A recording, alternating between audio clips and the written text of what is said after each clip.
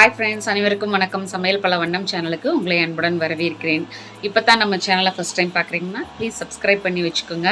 நான் ஒரு 2 டேஸாக பார்த்திங்கன்னா ரொம்ப பெரிய வீடியோஸ் எல்லாம் எதுவுமே போடல. என்ன ரீசன்ஸ் பார்த்தா ஸ்கூல் அட்மிஷன், அதுக்கப்புறம் போகிற வர வேலை அதெல்லாமே 2 நாளாக பண்ணுறதுக்கு சரியாக போயிடுச்சு.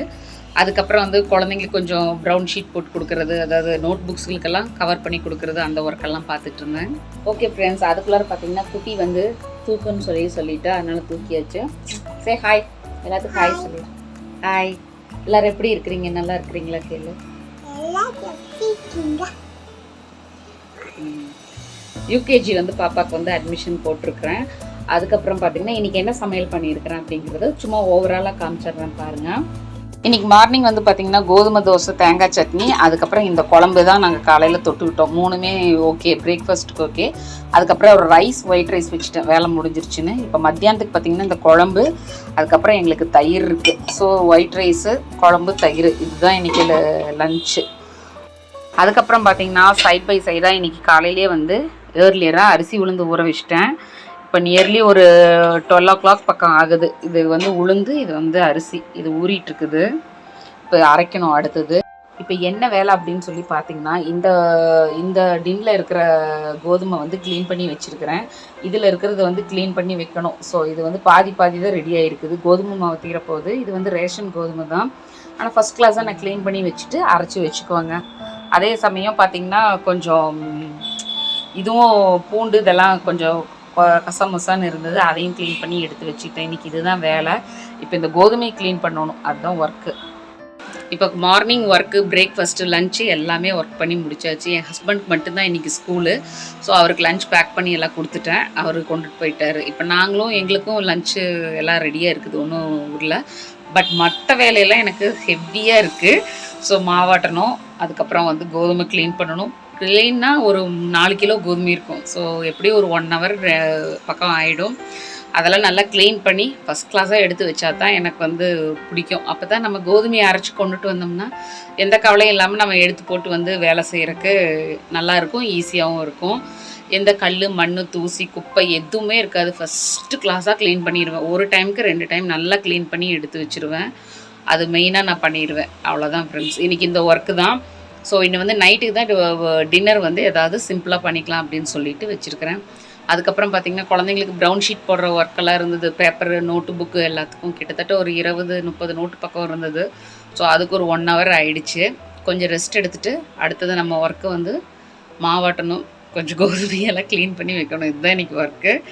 முடிஞ்சிச்சுன்னா இந்த விலாகை நான் கண்டினியூ பண்ணுறேன். அப்படி இல்லைன்னா பார்க்கலாம் என்ன பண்ணுறேன் அப்படின்னு சொல்லிட்டு. குக்கிங் வீடியோ கொஞ்சம் ரெகுலராக போடல. ஏன்னா பார்த்திங்கன்னா இந்த ஒர்க்கெல்லாம் தான் இந்த 1 வீக்காகவே வர வேலை. இது இல்லாமல் பல வேலைகள் நிறைய இருக்குது.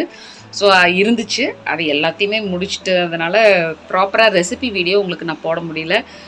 மேபி மண்டேலேருந்து உங்களுக்கு கண்டிப்பாக ரெசிபி வீடியோ கண்டிப்பாக நான் போடுறேன். லஞ்ச் பாக்ஸ் ரெசிபியும், வீடியோ எடுக்கிற குக்கிங் ரெசிபியும் நான் உங்களுக்கு கண்டினியூவாக பழைய மாதிரி ரெகுலராக பண்ணுறேன். அது இல்லாமல் என்னென்ன ஒர்க்கு எல்லாம் இருக்குதோ அதையும் நான் ரெகுலராக காட்டுறேன். ஓகே ஃப்ரெண்ட்ஸ், குழம்பு என்ன குழம்பு அப்படின்னு நான் சொல்லலை, சாரி, இப்போ நான் சொல்லிடுறேன். இது பீர்க்கங்காவும் தக்காளியும் போட்டு நல்லா கடைஞ்சி தொக்கு மாதிரி பண்ணுற இது நல்லாயிருக்கும் பாருங்கள். நல்லா சுடு சாப்பாட்டுக்கு இந்த மாதிரி நம்ம ஊற்றி சாப்பிட்டோம்னா டேஸ்ட்டாக இருக்கும். நல்லா சாதம் சுடாக வச்சுக்கிட்டு இதை நம்ம போட்டு நல்லா பிசைஞ்சு சாப்பிட்டோம்னா சூப்பராக இருக்கும். இந்த தொக்கு ஃபேவரெட் என் ஹஸ்பண்டுக்கு, என் பெரிய பொண்ணுக்கும் ஃபேவரெட்டு. இது இருந்துச்சுன்னா நல்லா சாப்பிட்டுக்குவாங்க. குழம்பு நான் இன்னொரு நாள் நான் போட்டிருக்கிறேன்னு நினைக்கிறேன். இது கூட நான் புடலங்காய் கறி சேர்த்தி ஒரு தடவை போட்டிருக்கிறேன்னு நினைக்கிறேன். பட் அதை விட இது ரொம்ப டிஃப்ரெண்ட்டாக ஈஸியாக இருக்கும். சட்டுன்னு செய்யலாம், அதே சமயம் டேஸ்ட்டாகவும் இருக்கும். நல்லா பாசி பருப்பு போட்டு செய்கிறது நல்ல டேஸ்ட்டாக இருக்கும். கொஞ்சமாக போட்டுக்கணும், காயும் தக்காளியும் மட்டும் நல்லா போட்டுக்கிட்டோம்னா டேஸ்ட்டு செம்மையாக இருக்கும். ஓகே ஃப்ரெண்ட்ஸ், இந்த குழம்பு இன்னொரு நாளைக்கு உங்களுக்கு நல்லா செஞ்சு காட்டிடுறேன். ரொம்ப சிம்பிளாக குயிக்காக பண்ணிடலாம். இன்றைக்கி காலையில் ஒரு 7 o'clock தான் நான் ப்ரிப்பேர் பண்ணுறதுக்கே ஆரம்பித்தேன். இன்றைக்கி ஏன்னா கொஞ்சம் மழையெல்லாம் பெஞ்சு கொஞ்சம் குளிரிட்டு இருந்துச்சு. ஸோ இன்றைக்கி லேட்டாக தான் சமையல் பண்ணவே ஆரம்பித்தேன். ஒரு 6:45 அந்த ரேஞ்சில் தான் ஆரம்பித்தேன். இன்றைக்கி ஒரு 1/2 மணி நேரம் லேட்டு, அதனால தான். சரி சிம்பிளாக செஞ்சிடலாம், இன்றைக்கி வீக் லாஸ்ட் டேட்டு தானே, நாளைக்கு சண்டே ஃப்ரீ அப்படின்றதுனால ரொம்ப சிம்பிள் சமையல், மறுபடியும் நைட்டுக்கு ஏதாவது செஞ்சுக்கலாம் அப்படின்னு சொல்லிட்டு. ஓகே ஃப்ரெண்ட்ஸ், ஹாய் ஃப்ரெண்ட்ஸ், அனைவருக்கும் வணக்கம். சமையல் பல வண்ணம் சேனலுக்கு உங்களை அன்புடன் வரவேற்கிறேன். இன்றைக்கி பார்த்திங்கன்னா இன்றைக்கி வந்து மண்டே. இதுக்கு முன்னாடி வரைக்கும் பார்த்தது வந்து சாட்டர்டே சண்டேவோட வீடியோ அது. ஓகே ஃப்ரெண்ட்ஸ், இன்றைக்கி பார்த்திங்கன்னா இன்றைக்கி காலையில் கொண்டு போய் குழந்தைங்களெல்லாம் விட்டுட்டு அதுக்கப்புறம் இப்போ தான் வந்து ஃப்ரீயாக உட்காந்துருக்கிறேன். இப்போ என்னென்ன வேலை பண்ணியிருக்கிறேன் அப்படிங்கிறத பார்க்கலாம். இப்போ வந்து பார்த்திங்கன்னா ஆக்சுவலாக வந்து ஒரு பேட்ச் துணி போட்டிருக்கிறேன். ஒரு பேட்ச் துணி இப்போ ஓடிட்டுருக்குது, அங்கே பாருங்கள். அது இல்லாமல் வந்து இன்னொரு பேட்ச் துணி இருக்குது. இதெல்லாம் இப்போ துவைக்கிற வேலை. கிச்சனில் பார்த்திங்கன்னா எல்லாமே அப்படி அப்படியே விட்டுருக்கிறேன். நான் எதையுமே வந்து ஒர்சல் பண்ணவே கிடையாது, எல்லாத்தையும் அப்படியே விட்டுருக்கிறேன் நான். இப்போ இன்னும் ஒரு 1 ஹவருக்கு வந்து பார்த்திங்கன்னா பாத்திரம் எல்லாம் விளக்குறது, அதுக்கப்புறம் கிச்சன் மற்ற இடத்தையெல்லாம் க்ளீன் பண்ணுறது, அந்த மாதிரி இருக்குது. இப்போது அதைத்தான் நான் பண்ண போகிறேன். கொஞ்சம் எல்லாம் கிளம்ஸியாக இருக்குது, கொஞ்சம் தான், ரொம்பலாம் இல்லை. ஏன்னா நான் எப்போவுமே ப்ரிப்ரேஷனாக கொஞ்சம் எல்லாமே நீட்டாக தான் இருக்கும். மோர் ஓவர், ஏன்னா அப்பப்போ நான் கையோட க்ளீன் பண்ணின்றதுனால.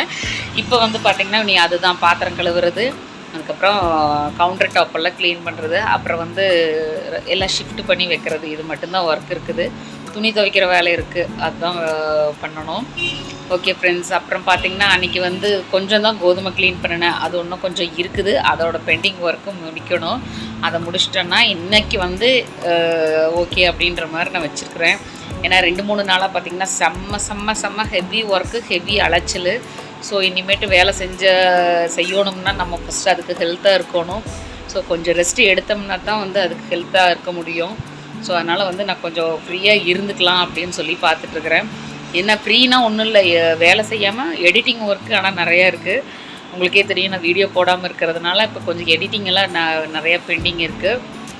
ஸோ அதை முடிச்சுட்டு வீடியோ அப்லோடெல்லாம் பண்ணணும், ரெடி பண்ணி வைக்கணும். ஓகே ஃப்ரெண்ட்ஸ், அதுக்கு முன்னாடி இன்றைக்கி மண்டே நான் என்னென்ன சமைச்சேன் அப்படிங்கிறத சும்மா